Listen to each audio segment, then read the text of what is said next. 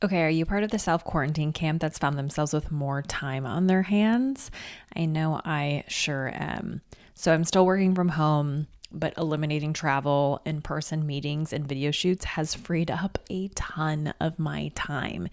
And I'm not going to lie, I'm going a little stir crazy for how to fill it.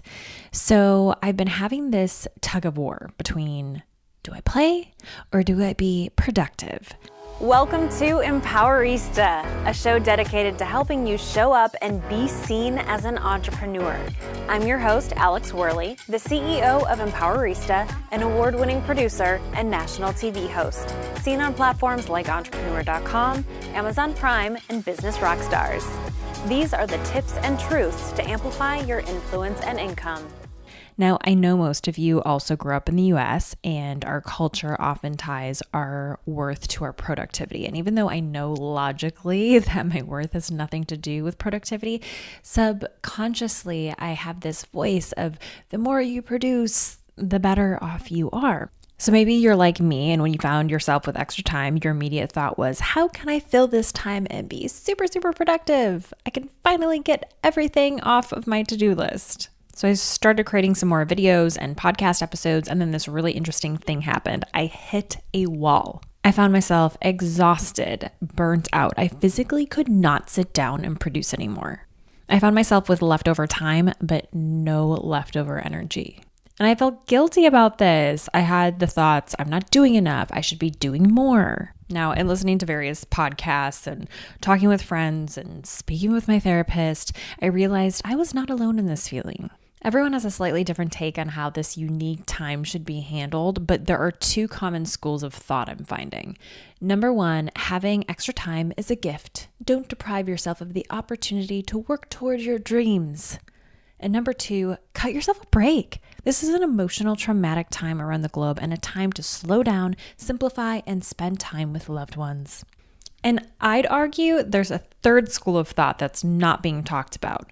What if we did a little bit of both? What if we were both productive and gave ourselves permission to play? Now, let me back up and say I don't think there's one right way to look at this time. Each of us is in such a unique situation depending on whether we're working or out of work, have kids or no kids, have a sick family member or not, going into an essential workplace or not. I mean, the list of variables goes on. What I'm suggesting is that we have the self-awareness to know what's best for us as individuals and know that it's not black and white. It's not all productivity versus all play. There's an entire spectrum in between. Here are some questions to help you discover where you might fall on this spectrum between needing play versus productivity.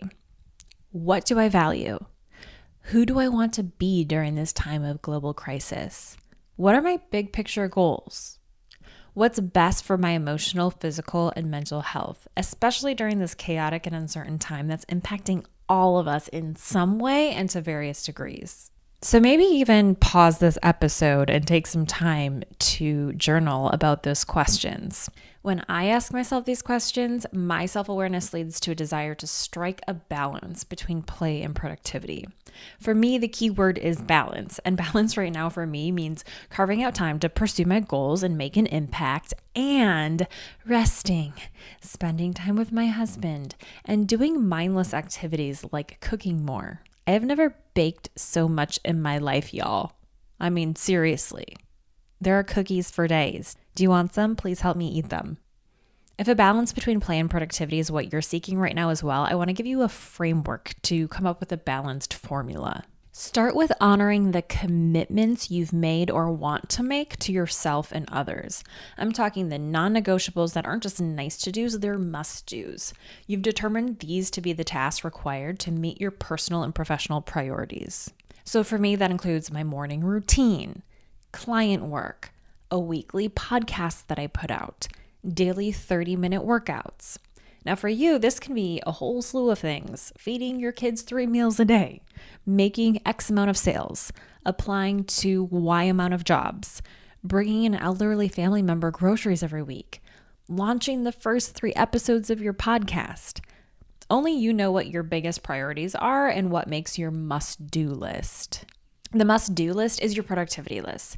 You begin knowing that you're going to complete this list. Now, keep in mind there's a difference between being busy and being productive. You may find as your must-do list gets clearer and you take action to get those things done, that you actually become more efficient. When you're focused on producing results versus filling time, producing those results typically takes less time, which leaves you with more leftover time.